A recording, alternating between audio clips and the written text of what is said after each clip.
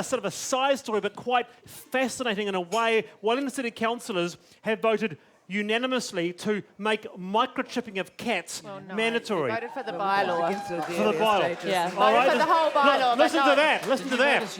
It's the first city to do so. I might start with you, Hayley. What do they make of it? Yes, what do you make of it? Is this Big Brother for cats?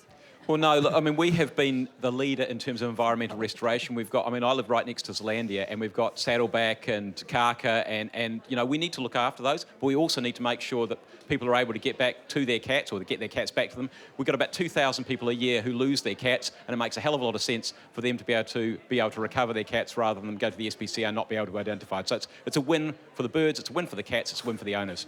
Very quickly, cat or a dog person? It doesn't. Rabbits. We don't know. Hey, rabbits, all right. Helen, what do you think? What do you think of this microchipping bylaw?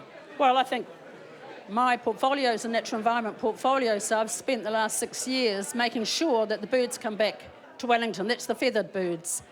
The microchip cat can kill a bird as easily as a non-microchip cat. But what I think should happen is that we contain cats. Nobody's addressed that, but that is what happens in Australia. And if we can contain cats as a natural way, then that would be far better.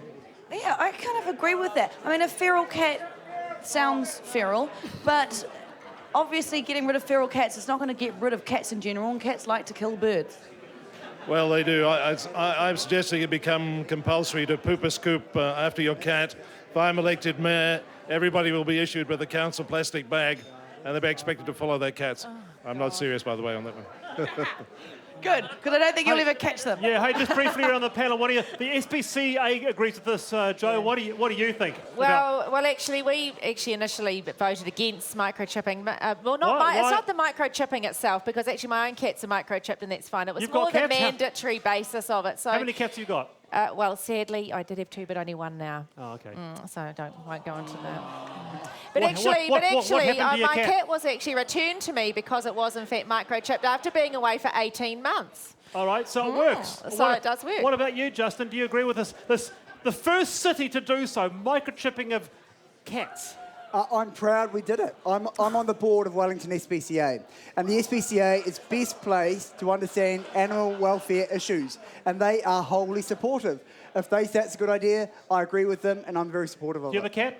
I don't have a cat. I did, but unfortunately, I've got a 6-year-old daughter, and she is terrified of animals. Are you a cat lady, Nicola? No, I have no pets.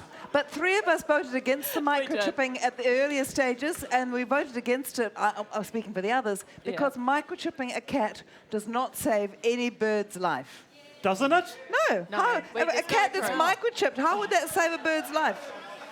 Is Gareth Morgan here tonight? He is. Oh, no, Jeff. I think he is. No.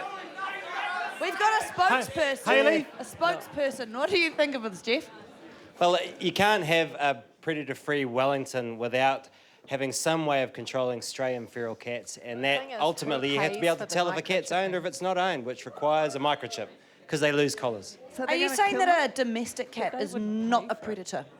Well, no, I'm saying that domestic cats, you know, they can actually be managed and controlled, whereas stray and feral cats can't, and that's the priority for getting rid of them. I've never been able to control my cats, that's for sure. Very, very interesting. That's Jeff from the Morgan Foundation there. What do you make of it, Nick? What do you make of what Jeff said there? Well, I think that's right. I mean, the issue's got to be stray and feral cats, and there are great programs that go in and de-sex them and then put them back into their environment, which is really smart. But the point is, a microchip cat can still... What about killing them? What? What about killing them? No, I'm not into killing them. And can I say something else? Yeah. Justin's got a plan to bring kiwi into reserves in the central city. That's going to require dogless suburbs. So actually, if people are worried about cats, dog owners, dog lovers, watch out, because kiwis in reserves are going to mean no dogs. That's a whole new ballpark. Justin, brief response. Is what he's saying right? Look, if Nick lived in Wellington, he'd actually understand that it doesn't require... I live in your street, mate. What's that? I live in your street. Well, who's in charge of Porirua then? Nick? No, it doesn't require dogless So they're not suburbs. mutually What exclusive. it requires is responsible pet ownership, and most pet owners are very responsible. We've got native birds in the city, and we're very proud of that. But We are very proud. And so Justin wants to take your dogs away. All right, that's Justin wants to enough. take your dogs Before away. you, It's what- a real worry. Are you a cat owner? No, but I'm a dog owner. You're a dog owner. Justin, we're going to have Kiwis in Lambton Quay, along with Nicola's pedestrianisation, along with microchipped cats.